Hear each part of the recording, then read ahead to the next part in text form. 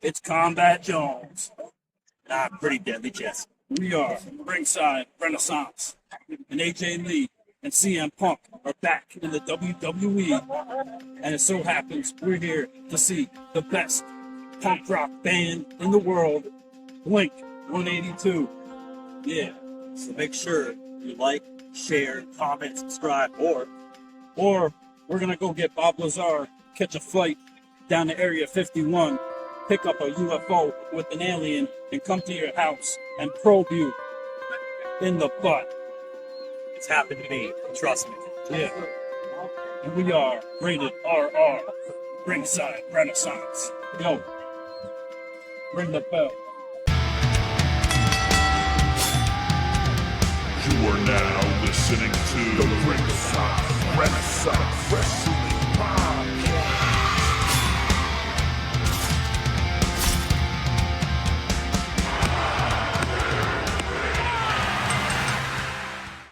And we're back for another episode of Ringside Renaissance. And we are the bad boys of the wrestling podcast world, busting open approved as seen on Netflix. Yeah.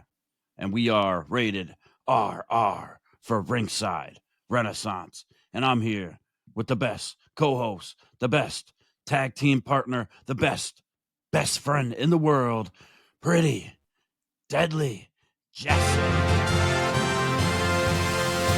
Yeah. And I'm Andrew. Combat Jones. Cheer. Click, clack. Yeah. And there you have it.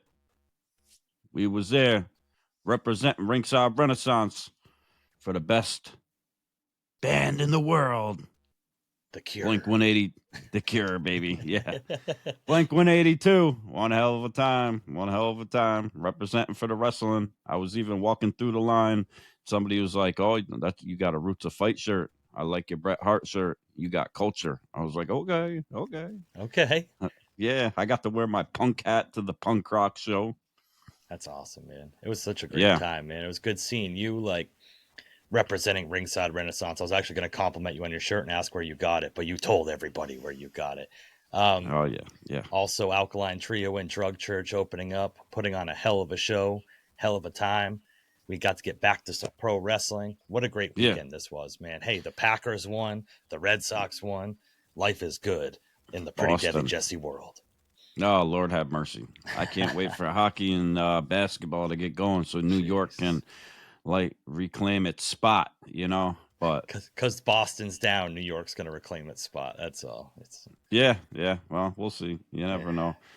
But of course, I forgot to mention, everybody better like, share, and subscribe, and leave a comment, because of course we are your favorite wrestling podcast,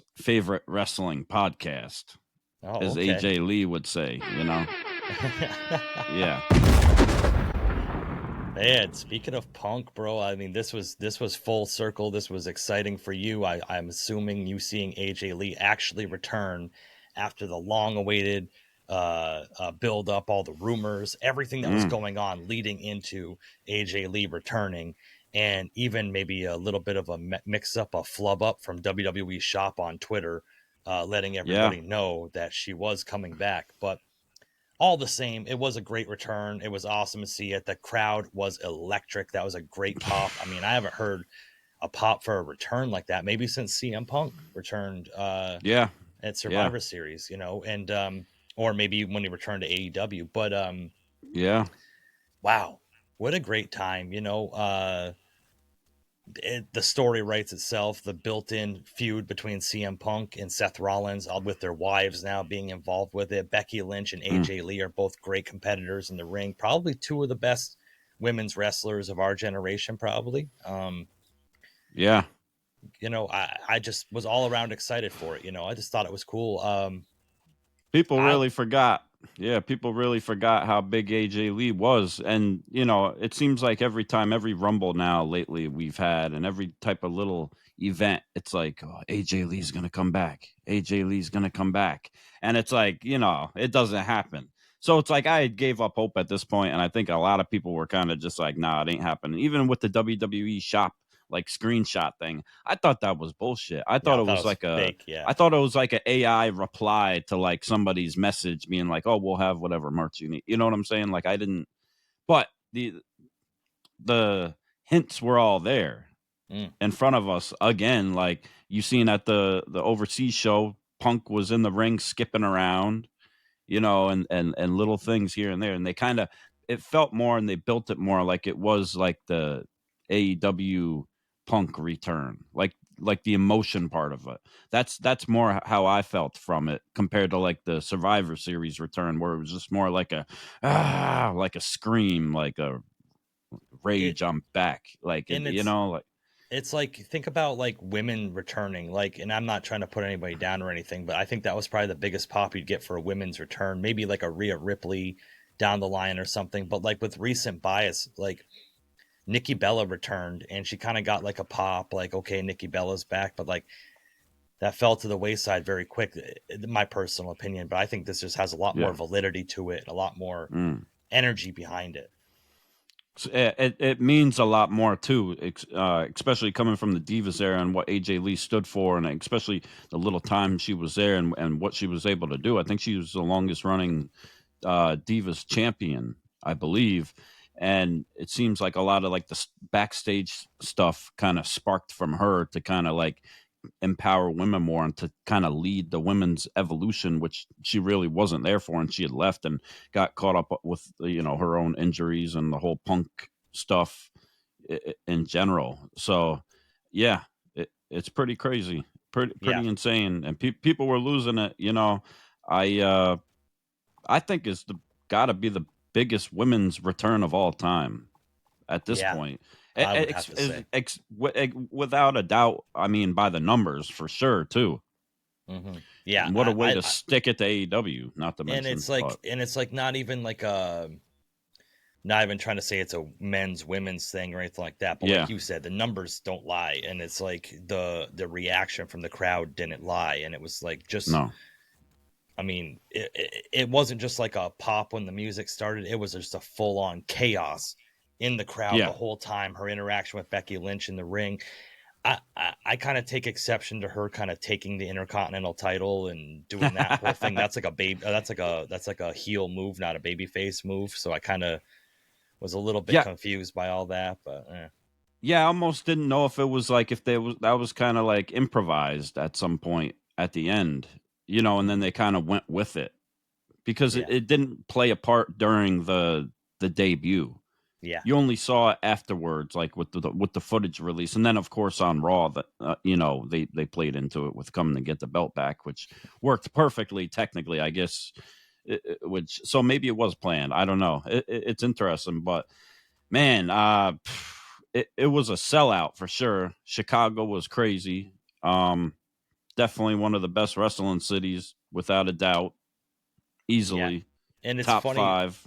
Yeah, because I know how excited and pumped you are for AJ Lee's return, yeah, and I know whose side you're backing with all this. I don't even have to ask your opinion on the whole thing, but right. Becky Lynch's heel work is phenomenal, man. Like her, Yeah, like you were talking about Raw when they set up, and obviously anybody that's watched wrestling the knows it's setup. going to be Punk and Yeah, Lee against Seth Rollins and Becky Lynch at Wrestlepalooza. But like her just like trying to get the belt back from AJ Lee in the ring and like having like a full mhm. breakdown, like a manic attack, like for like Yeah. she's so phenomenal. Like Becky Lynch is phenomenal. I wanted to say underrated, but she's not underrated. Yeah. No. Man. She's the best, like she said, if not one of the best for sure. And like it just going before it, the build up for that to what everything she did to Punk. Like when's the last time and when have we really seen? Oh, and not to sound crazy, but like a woman and a man in the ring cutting a promo against each other and it being like that high profile and that great and that big of a storyline. Like it's almost like history to a certain extent. Like when you think about how far like the women's division has came and stuff like that for a woman, Becky Lynch to stand toe to toe with CM Punk and just degrade him and make this huge storyline before AJ Lee even shows up. Like it's so impressive and it speaks to how great Becky is and what Seth was able to do with it too. Like Yeah. And just you know, perfect. shout out to AJ Lee coming out and giving her return promo on Raw Monday night. And I saw mixed reviews about it, that it was lacking something, whatever. It was from the heart. Like, I can never bash like a Yeah. promo or like just a little segment that you can tell is just not planned. It's not whatever. I'm just going to go out and say whatever's on my mind. And that's what it kind of felt like to me. And it just felt real. Yeah. We got chance for therapy. So, you know, I mean, that's Yeah. when you Can't get be mad about that. when you get a bunch of grown, overweight, virgin male marks in the crowd all starting a chant for therapy. I mean, Yeah. It's not a bad thing. Nah. You know, I think they need shout to out take to a my lesson over. therapist. Yeah, Yeah. they need to take a lesson over in AEW, because I think a lot of their fans need therapy. But Hey, there you go. Yeah, I mean, it seemed like she definitely had her bullet points yeah, to like what she wanted to cover, and then like she just went with the crowd too. But in Chicago, it was just set up wonderfully, you know, with what Punk did, because and we'll speak on the John Cena part after, but I think opening the show was perfect with John Cena, the way he did it, because he was like, you have no idea what type of night you're in, for a crazy night. So already you're thinking, you're like, okay. It was like an alley-oop to a certain extent to get the crowd going without saying anything. And then you get to like the promo and Punk's out there and he's like, I could have Bailey come out, you know, and do something, or I could have the Eradicator come out, you know. And when he said that, I was like, okay, good, she's not coming out. They didn't hit her music, you know what I'm saying? Then the crowd started chanting AJ Lee, and then he's like, no, you will let them chant AJ Lee. And then he finally said it, because the name AJ Lee hasn't been said by Punk, Becky, Seth, anybody except the crowd up until that point right there. So then you got it, and you're like, and then he gets out of the ring, he's just getting slapped, the shit slapped out of him again, you know, and yeah, it was great. And just like the skip down and like the little look she gave Becky, and then gets up on the ropes, and just like Punk's emotions too. Yeah, you could tell he was really in the moment. Yeah. It was just too like heartwarming to watch, and like just how proud he looked, and like how happy he was to be able to be there and experience that, and how happy he was for her to be able to get to that point. Because and then after, you know, them going back to the ring after the whole thing was done, and Stu telling him to go back, or whoever told him allegedly, you know, to be able to soak up that moment, and to, you know, be in that moment, because you're only going to get that probably one time in your life in that type of situation, you know. So it's special, and it's great that they got to do that. And Seth and Becky just made it a million times better with the reactions and how they played it, and you know, just yeah, Look, too good. If you only had one shot or one opportunity to seize everything you ever wanted.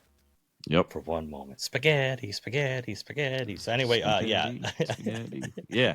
It's Punk and AJ Lee coming out in Chicago. Like it can't get any better. And then they're playing her music at the Cubs game, like outside everywhere. Like the whole city's a buzz for it. Like it's just too good. And everybody's emotional online for it. Like it's a knockout the park for WWE for what they did. And the number one thing we're going to look at here is like, is it going to get paid off in the ring? Like, I know the hype's there and everybody's excited and everybody wants to be positive about it. I want to be positive about it too, but can she still go in the ring? Like, that's going to be the definitive moment at Wrestlepalooza. And what a better opponent than Becky Lynch to actually prove that she can do it in the ring. Like, wow. Like, yeah. And it's a good way to set it up too, with a mixed tag match to do it, because she doesn't have to do too much. But you saw what she did when she came in. You got the little Lute's press, and you know, and she slammed her back, and of course she smacked the taste out of her mouth. Got to get back, you know. And I'm sure, you know, early predictions already. Becky's gonna take the pin, or she's gonna take the tap out. You think? That's what's got to happen. Yeah. Ooh. All right. Yep. Write it down, wrestling fans, Ringside Renaissance writers. Combat Jones has given it to you. It is not a prediction. It's a spoiler. AJ Lee is going to get the win over Becky Lynch. You don't even have to watch it. You don't have to pay $30 a month for it. She's going to tap out to the Black Widow. That's what's going to happen. So Punk doesn't need to take a pin. Seth doesn't need to take a pin. AJ Lee's definitely not going to take a pin coming back. It'll be Becky. She deserves all the heat up to that point, and that's the final get back. And then they can go forward and move forward, and AJ can, whatever can happen after that, and they can finally get their ass beat here and there as they should and as they will to go back and forth. But yeah. And now it's funny because you're so sure about the finality of that match coming up at Wrestlepalooza. What I'm really not sure on right now is what's going to happen at the end of Brock Lesnar and John Cena. And like, unless you're living under a rock, like we all know that like John Cena and Brock Lesnar are going to face each other at Wrestlepalooza. And like, how is that going to end up? But to get there, we have to say that, like you said, SmackDown started off with John Cena, and he said this may be his last SmackDown. And it is his last SmackDown. It was, allegedly. okay. Yeah. I gotta say, man, I gotta give you props right here, because on our last episode, you said that was it going to be John Cena versus Sami Zayn for the U.S. title on SmackDown? Okay, and I kind of wrote it off as if like you're okay. That's just some bullshit. But like you called it and knocked it right out of the park with that, and like it was a great callback for Sami Zayn, because Sami Zayn answered John Cena's Open U.S. Challenge 10 years ago. There was two things, the two 10-year things. It was the AJ Lee thing and the John Cena Sami Zayn thing, both on the same night. Yeah, and it was just such a cool callback, and I didn't even remember that moment between Sami and Cena until Sami said it on the microphone, and I said, "Oh shit, that's right. That's when Sami kind of had his first taste of the main roster, was during that U.S. title Open Challenge," and told Cena that he was going to be doing the U.S. Open Challenge, and he wanted his first opponent to be Cena, which was phenomenal. Oh my God, what a match! What a match!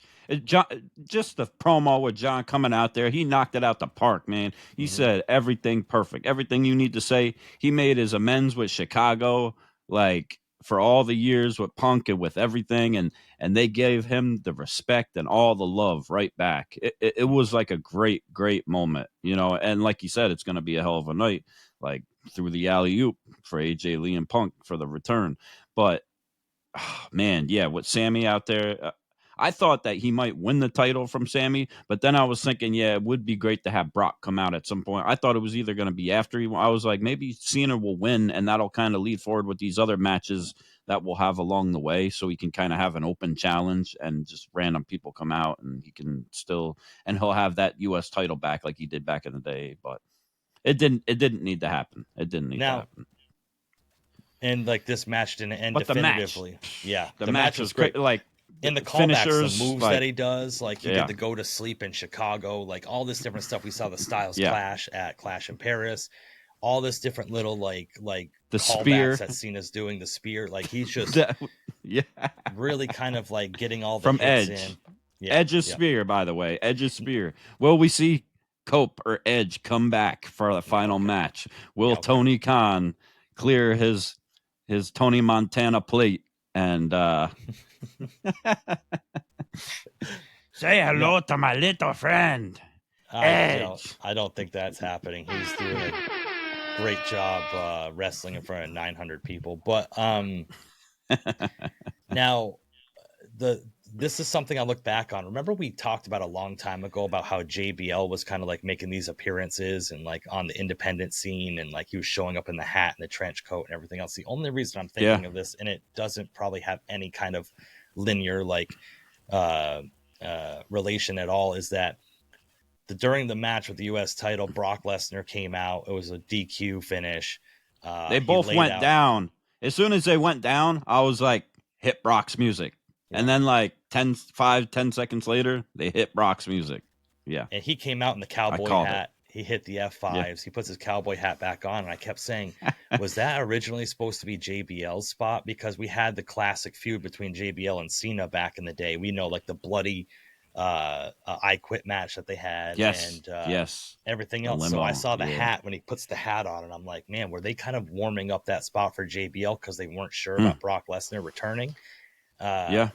Because I feel like maybe I'm just going too far reaching, but maybe because it was one of the great and one of Cena's first real win, was it the first real championship win from JBL technically? Possibly. We'd have to ask Sam's on Wrestling. Sam's on Wrestling, they'll know. Yeah. Sam's let us know in the comments. I swear he hit the clothesline from hell too on Sami at one point. It looked like sort of a callback to, or was this one hell of a clothesline? But regardless, but yeah, Brock goes backstage. Yeah, hey John, I'll see you at Wrestlepalooza, bitch. Doing his best Okada impression. His best Okada, best Jesse Pinkman impression, bitch. Yeah, we already know he does his best R. Kelly because he likes pissing on people. But like, I'm just saying, it's a great setup, man. However, regardless you think of him and what the whole situation is, I can suspend that a little bit to just say like it's making a moment in wrestling and making a moment in Cena's final run. And I would think Cena's got to get the win there, but like you just never know. I think so. I think it's time for him to get the get back. Yeah. Brock, and we'll see if it's Brock coming back for more than just that, or if he's just coming back for Cena for Wrestlepalooza. I'm not really sure at this point. I'm not sure. I don't know. Yeah, but we had it's cool nonetheless. It's interesting. Yeah. Yeah. And more stuff on SmackDown. Julia retained her title against Michin.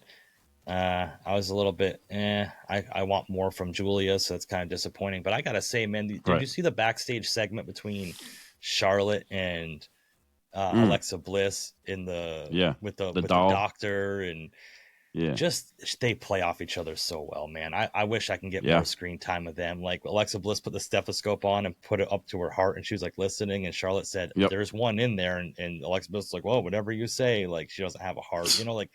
Just little things like that. I love that in pro wrestling, like the little kind of tongue-in-cheek things that kind of just make me laugh a little bit. And I want to see more of them. But yeah, everything got outshadowed by the Brock Lesnar Cena moment and the AJ Lee returning moment, and as it should. I mean, I just got to say, Damian Priest got kicked in the face and took the L from Aleister Black, of course. Yep. Yeah. And I gotta say, man, we gotta recruit the Ring Rant podcast, because he did this whole search for where's Uncle Howdy. We got to find out where the hell is Cody Rhodes, because he won the title and he's just been gone. Like that just confuses me to this day. Like I don't understand why even put the title on him just for him to disappear for a month. Just let Cena run with it for another month or two, like. And he hasn't disappeared because he's been on his podcast, on his bus, drinking vodka. You know what I'm saying? Weekly, so good. I drink it weekly or what? Yeah, you got to change the last word every time he says. That's the thing. Yeah. Okay. What would you change? How would you drink your Wheatley? Wheatley, you drink it. Not at all. I don't drink, but there you go. That's how you do it. Yeah. Probably just never. Take. I would say never. Yeah. Wheatley and lemonade hold the Wheatley. Yeah, it's. I would do the promo for the money though. I will promote it, but I won't drink it. Yes. And we'll just put water in a glass and pretend. And by the way, at the concert, you weren't wearing your Chuck Taylors. Were you wearing Nikes? Wearing Nikes. Were you wearing Pandas? Or listen. I'm glad you said what Pandas. Was going? Because I didn't even know the term Pandas until yesterday. My coworker, shout out Marquand, said Pandas yesterday, and I said, "What the hell are you talking about?" And he said, "Pandas, the black on whites." And I said, "What? That's a yeah." So I know what pandas mean now. So I'm with you on that one. But I have to say that I might be officially retiring Chuck Taylors, man. Like, you got to retire them as soon as AJ Lee comes back. And she wasn't wearing Chuck Taylors; she was wearing Vans, right? Yeah, I think so. Yeah, or at least the first time. Looking at her feet, but yeah. Her legs are My knees and back can't take me feeling like I'm walking on phone books anymore. I think it's kind of time to put it to rest, and I still have to stay with the black and whites. But yeah, it was exciting. Yeah, I don't know. I was thinking about breaking them out for the concert, but I figured you would clown me because I was wearing Dickie shorts and everything else. You had the whole look, Andy. I figured you were just gonna finish the look, every time. Yeah, I was gonna wear. I was like, it's gonna be a whole. I couldn't believe it. I was like, are you? I looked at it afterwards in the picture in the video. I'm like, are you wearing Pandas? Like, what the hell is going on here? You got Nikes on. I'm like, what the hell? Even punk rockers throw up. Yeah, and Pandas are like not a thing anymore. Like they're still cool. I mean, you were wearing Nike pandas, or Thank you, pandas are still appreciate cool. that, They're fashionable. But a few Thanks years for letting me ago, down easy. a few years ago, pandas were going for like double, triple, quadruple the retail price. Like it was Okay. like a craze during like the pandemic for some reason. But Okay. they're still cool, still a good shoe. They match with everything, so I'll give you respect there. Hey, And I'll say I don't know if you're trying to ask me out every time you see me, but you're constantly telling me that I look taller every time I see you. Like I need to see you more, like because us short kings, when we get tall compliments, it means a lot, So Well, you're kind of glazing me. I'm just saying I'm doing the exact opposite of that. I'm trying not to glaze you because I'm into shorts more my style. It's my flavor. But yeah, I don't know. I just got to ask the Drinking Wrestling League if my shoes are legit. Watch the opening video again. And just let me know if those pass the test because I am the biggest not I don't know, just not knowledgeable in style or fashion whatsoever. I literally just put on Dickie shorts and a t-shirt every single day. So I'm like Doug. I wear the same outfit every day. But yeah.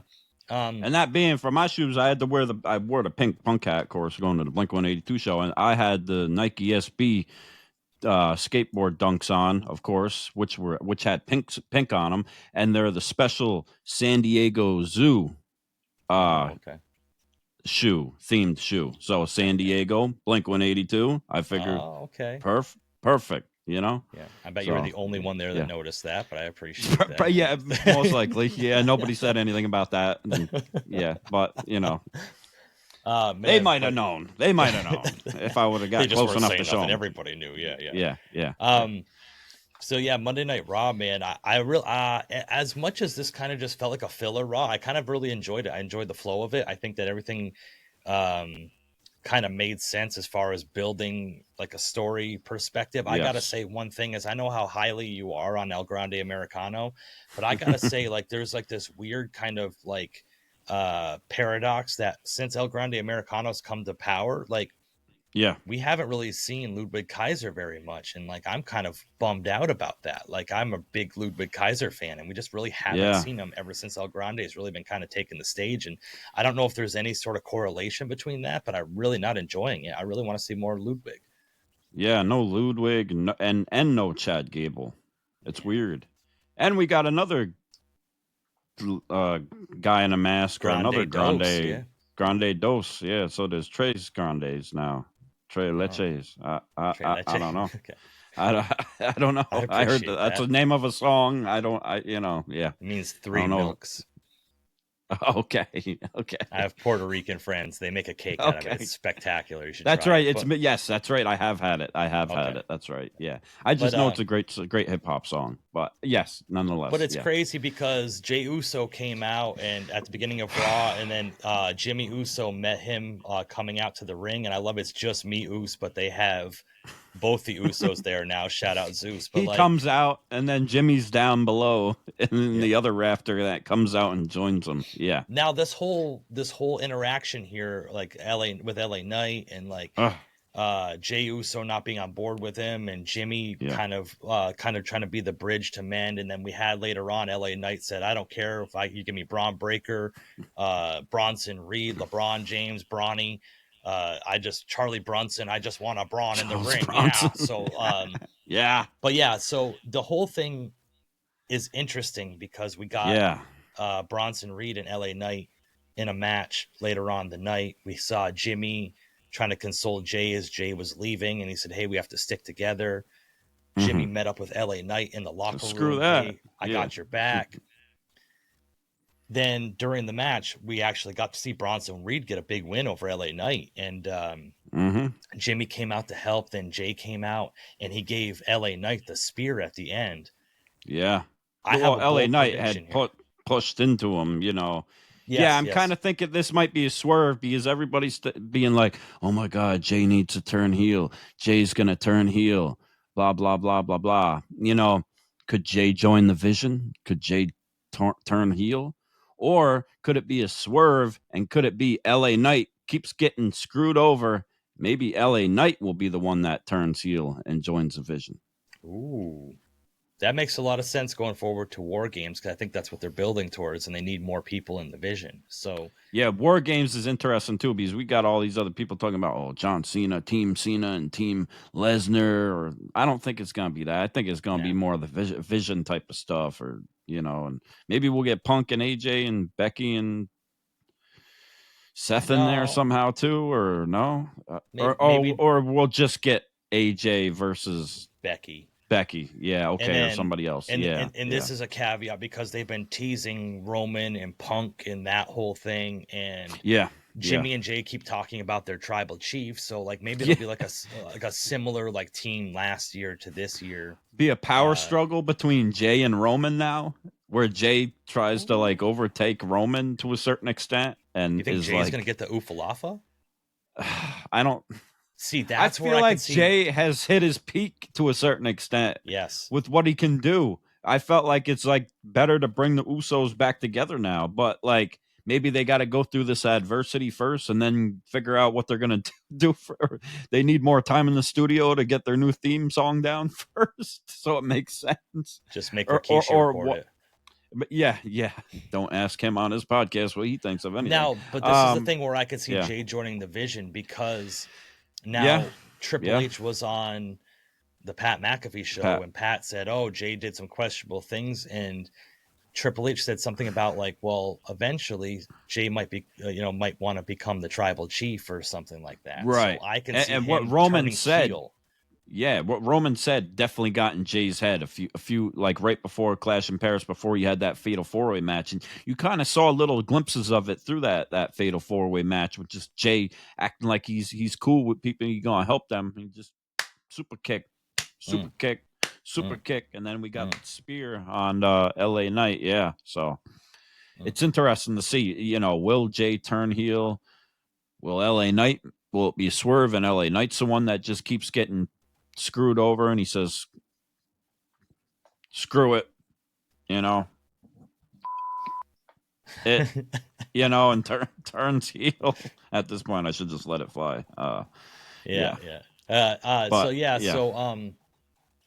I don't know, man. I'd like to see heel Jey Uso, and like this kind of like helps out, because did we already get heel Jey Uso kind of though? I mean, we had heel LA Knight, but it wasn't a successful heel run for LA Knight when he was heel. Yeah, we had heel Jey Uso when he was with the Usos and then in the Bloodline, but since he kind of broke on his own, it's just him Us. Like they don't. Can he do it himself? But how's the whole yeeting thing, Dan? Like they need the yeet. The audience needs the yeet. Give Jimmy the yeet. I don't know, but like it would eventually write off Jimmy, like if Jay takes him out that'd and be whatever interesting for Naomi's baby and stuff. So I don't know. Yeah, he might have to do. That would be interesting if he does turn heel, and then we get Uso versus Uso again, and Jay won't do the yeet, and Jimmy's like, no, I'm doing the yeet now, and Jimmy comes out and he does the yeet. It's like Seth taking the Shield thing from Roman and coming out and doing the entrance against it. That could be interesting. That's a possibility. But yeah, you figure at some point Jimmy gonna have to take some time off too, and we saw Naomi speaking that she wasn't very happy about Jimmy knocking her up, that he was going to be sleeping outside with the fleas because she wasn't there to be able to see AJ Lee, which was a sellout. They said all wrestlers had showed up from all brands pretty much to be there. It was like a sellout backstage basically too. They had people up behind the entrance ramp in the seats, sold out. It was that packed just to see AJ Lee. And then on Raw, we got that picture with Roxanne Perez and AJ Lee in the full circle moment with everybody. It's just crazy, but yeah. And then Punk got the picture with AJ Styles and Dragon Lee, and it said AJ Lee. That was pretty interesting. Lee. Now I gotta say this. Ready? Oh yeah. Here we go. Make sure you strap in real quick. Yep. You ready? Mm-hmm. Okay. I miss Liv Morgan. Okay. Wow. Roxanne Perez. I do too. I paused for a second. I paused for a second because I forgot her name, but like Oh shit. seeing Roxanne Perez, bro, is making me miss Liv Morgan, and I never thought I would ever say that in a million years. I cannot stand Roxanne Perez. I love Roxanne Perez. Cannot stand her, bro. She's great. That was a great tag match. Her and Liv Morgan are gonna feed people. They're gonna eat when Liv Morgan gets back. Not to mention, I can't wait to see Roxanne Perez with AJ Lee, of course, which everybody wants to see. But Liv Morgan and AJ Lee is gonna be one hell of a thing too. Both from Jersey. And we were talking about how like much influence AJ Lee has had. Like you can clearly see it. You could see it on Cora Jade, Elena Black easily. Well, maybe that was more of her just being obsessed with Punk, but Roxanne Perez is more of a correlation between her and AJ Lee, without a doubt. She's definitely the AJ Lee super fan. The way she does everything, if you look at it, it's true. And Liv Morgan, like pulls a lot. If you look back in the day from kind of how she can, with the crazy thing and all this other stuff, like it's very close. So I think Liv Morgan and AJ Lee could have one hell of a feud. I can't even believe I'm actually saying that stuff, man. But like, Liv Morgan is good in the ring. Liv Morgan is good in the ring. She's good in the mic. She's good in the story. She knows what to do. She's been praised for it backstage by everybody, by the best. It's just okay. So we had the Judgment Day with Rhea Ripley and Damian Priest and all this. They were like all rise. They were like this whole big entity. And then when they left, and then Liv Morgan took over, at least they were kind of she carried it with Dom. Ever since she left, it's like just kind of fallen by the wayside, and like I haven't cared less about Finn Balor than I do right now. And Dom is good, but Dom's not getting screen time, and Dom's not like really kind of doing what Dom does best. And like that's like he fed off Liv Morgan for that, or like fed off Rhea Ripley beforehand, and like it just feels like something's missing without Liv Morgan there, and I can't believe I'm actually saying this. Oh my god, I could not agree more. There's always something missing when you don't have Liv Morgan there. But you gotta remember Dom too. He's got other stuff going on. He is going for that AAA title, which I believe he's gonna get this time. I think so. Well, I don't know why they're going to have him go for it again then, unless. And another person made a point. How many Worlds Collides are we going to have now? Like, are we going to start giving them like a number at least, or like another name with them or something? But it's cool though. I love it, and it's great. And Mr. Iguana and Psycho Clown and all these other people what's the little guy's name? I forgot. Omos will be there too, probably. Yeah, Omos. Yeah, they were. And the little guy is cool too. But Worlds Collide Quattro. Yeah, exactly. Yeah, but Dom, he's going for that. But and then Roxanne, like Raquel Rodriguez, has done good. She's getting better. She's doing better. But I like her and Roxanne together, and I like Roxanne. But yeah, they sent Roxanne after Dom to go. She said she'll go talk to him. So. I don't know. The hotel room key talk to him. I don't know what type of talk to him. Depends on what your definition of talking to somebody is. Yeah, talking to them or gawking them. Or gawking with them. Yeah, yeah, exactly. At least our minds are on the same. We're usually pretty close. I was not thinking that. Yeah. Now, one thing I got to talk about before we go is this whole AJ Styles thing that's been kind of blowing up the internet. If you're over across the pond or anywhere other than the United States, apparently you got to see it live on Raw, but we got to see it through social media and through WWE's post. During a commercial break, AJ Styles cut this promo about how nobody's got his back, and there's somebody in WWE that doesn't want him there. And a lot of people were taking this as a pipe bomb. Pipe bomb. Yeah, I don't know. Yeah, I mean, I guess it was to a extent. I don't think he's going to go out and say it was a pipe bomb. Too many people like to throw that word around now, and I think he's got enough respect to just like be like, I just gotta say, like, if it was a shoot, I don't think he would have won the match that followed, and I don't think they would have had a segment with him and Dragon Lee. I'm sorry, backstage talking about how Dragon Lee's got his back after AJ Styles went on and on and on about how nobody's got his back, and then quickly after a promo. Like, I don't think WWE would have posted it on their YouTube, the clip of it, since it wasn't even on TV in the first place. technically on Right. Netflix, you know. So there's got to be something to it. Definitely leading to something. Now, leading to what? I don't know. Could it be? There's so many theories thrown out there. I've heard thing it's going to be lead to this whole brand split thing going in Survivor Series where we could get Scrap Daddy Adam Pearce versus Nick Aldis. Ooh. Or it could just be a thing with AJ Lee and Nick Aldis, maybe, because with the whole SmackDown thing, we might get a match there because that kind of goes back to the old days of what Ring of Honor, I believe, which also goes with Nick Aldis and Adam Pearce, with Ring of Honor, right? Or is it TNA? Ring of Honor, yeah. But the whole thing could lead to AJ saying he wants out. And he goes to TNA too, which could play a part, and which could play a part what they're leading up to with it too. I don't know. It's interesting. Yeah. Now, but he posted an hourglass with his initials in it. Who else uses the hourglass? We want Cross, baby.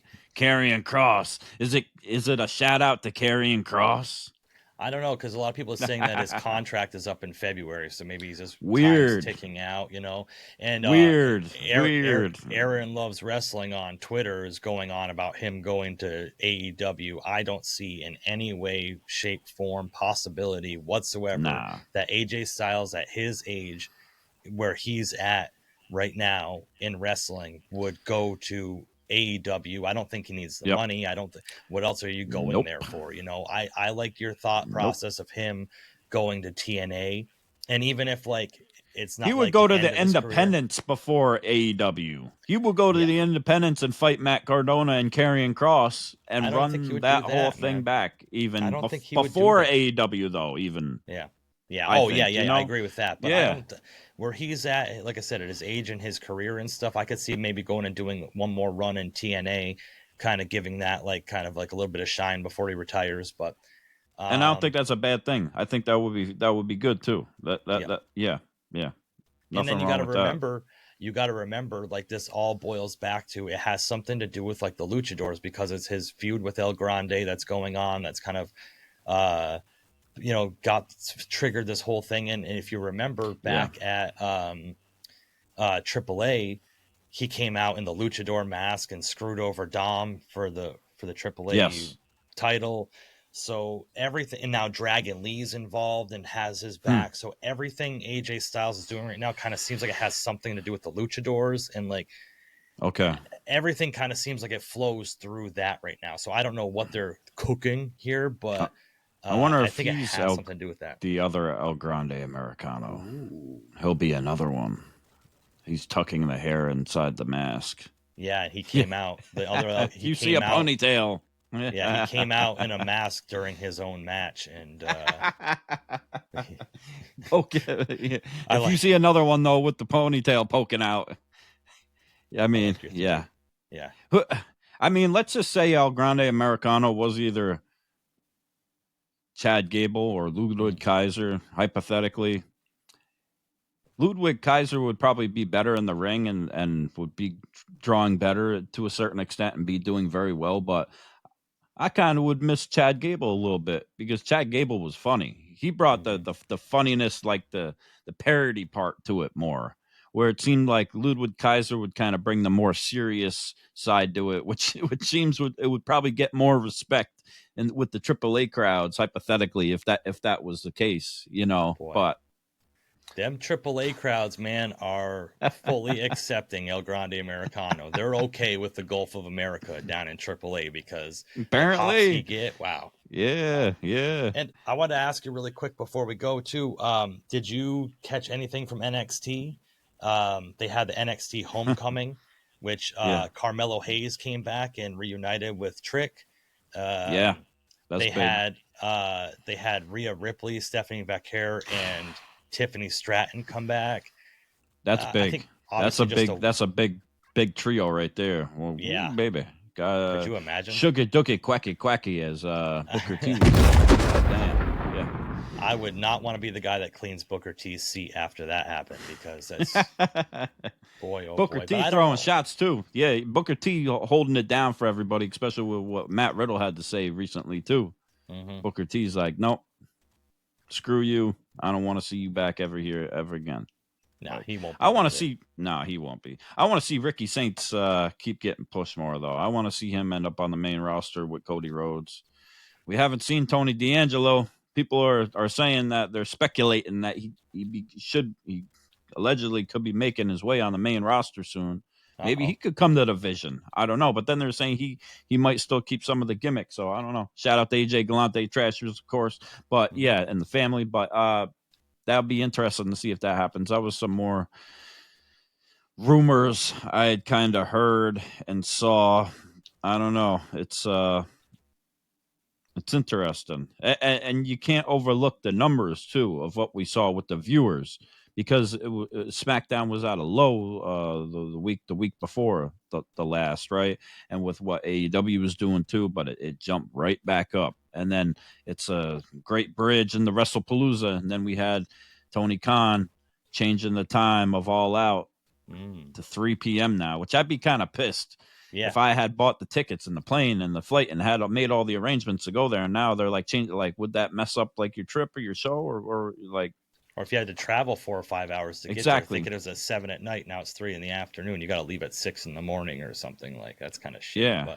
But listen, I'm gonna watch both anyways, but I'm just not gonna watch them at the same time. I wasn't gonna like pick one or the other. I'm gonna watch Wrestlepalooza, then I'll watch AEW afterwards or like the next day. Like, I'm still gonna watch it, but right.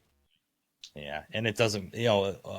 Apparently everybody thinks that AEW is legit competition to WWE except for Tony Khan, because if he wasn't scared about numbers or anything else, he would have just kept the time. Which at this point they've accepted and they know that they can't compete to be equals.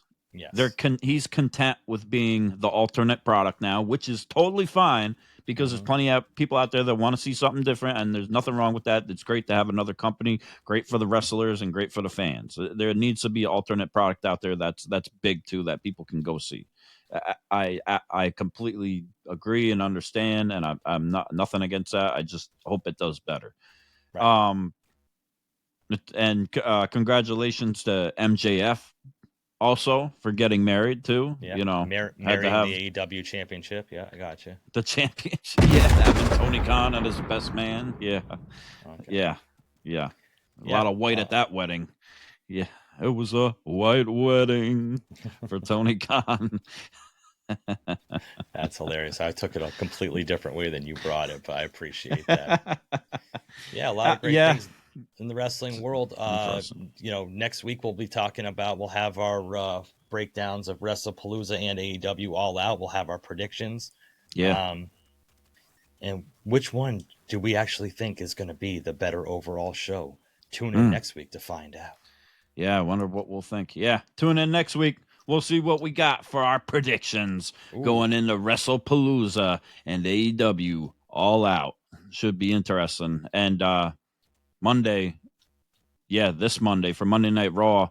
Not sure what's happening on Friday Night SmackDown. Nobody's really talked about that, but we know Monday is in Springfield, Massachusetts, and John Cena will be there. Not to mention, there's a lot of controversy going around with John Cena and like where his last match is now, and that it's in Washington, D.C. at Raw, and it's not going to be in Boston, which I guess there was a bidding war over where it's going to be last. So apparently he has no say in it, but I don't know. Maybe we just need to enjoy the ride and see what they're doing with it. Maybe there's more to it than we think with the story or with what they're building to. I don't know. Or it's just about money. Could be either or. I don't know. But either way, what are you going to do? Enjoy it. We just got to enjoy it, and it's entertainment and whatever. But it's interesting to see all the politics and the drama and the gossip and the rumors behind it all. It's weird. It's interesting. I don't know. Yeah, not sure. Tune into Unreal to get the full story. Yeah, we'll see in another year, 6 months exactly what's going on with all that. But yeah, so Raw, we will get John Cena there in Springfield, Mass. The Big E is also in Springfield, Mass, which I'll be attending this weekend. Also, can't wait to go to the big fair there and see that. But I won't be at Raw, unfortunately. I'm not going to pay for them John Cena tickets. Sorry. Yeah, you should see the MSG ticket price. It's the same price as SummerSlam was. And everybody complaining about the yeah. ticket prices. It sucks for the casual fans that want to go, but if fans are willing to pay it, then they'd be stupid to offer lower prices if people are willing to pay it. And this is a thing I want to speak on very, very quick about the ESPN thing and just ticket prices and everything in general. And it's about the events. And it's like, I understand that we all want to go to these events and we want to sit front row and we want to have great seats. Yes. But the WWE is not looking at it like that. And they don't need to look at it like that, because it's almost like they're looking at it like it's like every show is MSG or we're at the Staples Center and we want celebrity row. We want the front row. We want celebrities. We want these notable people in these seats. So the more big, more hype, the more cool in it is to be at these events, the bigger it's going to make the brand and the business and wrestling, and that's what they want. So, and that just is what it is. Agreed. Unfortunately, and it's good and it's bad, because it's what we all wanted. We wanted wrestling to become way bigger and bigger and keep growing and become this thing, and that's just the gift and the curse with what's going to happen with it. They're not going to lower the ticket prices. So, the towel guy walking around Plattsburgh,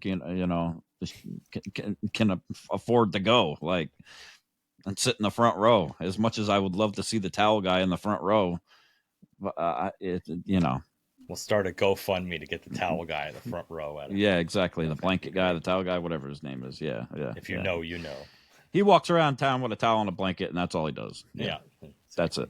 Pisses in people's Yeah. But, yeah, so we'll see where it goes. The Raw is also going to have AJ Lee and Punk face-to-face with Becky and Seth, and Becky's got her title back now, so we'll see where that feud goes. We'll see if Becky and Seth can finally recoup and recover from the shock and throw some shots back at AJ Lee and Punk, and we'll see how AJ's able to kind of take that and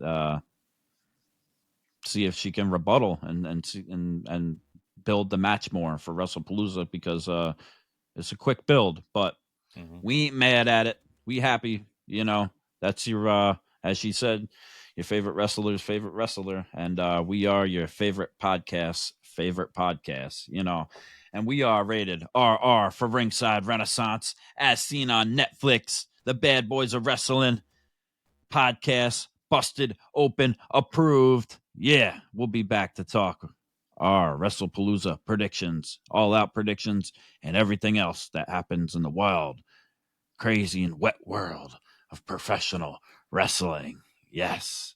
And that's my best friend, the best co-host, the best tag team partner in the world, Pretty Deadly Jesse. And I'm Andrew Kombat Jones.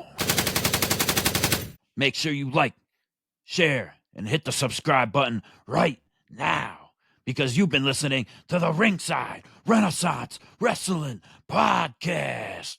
Peace. Light it up. Light it up.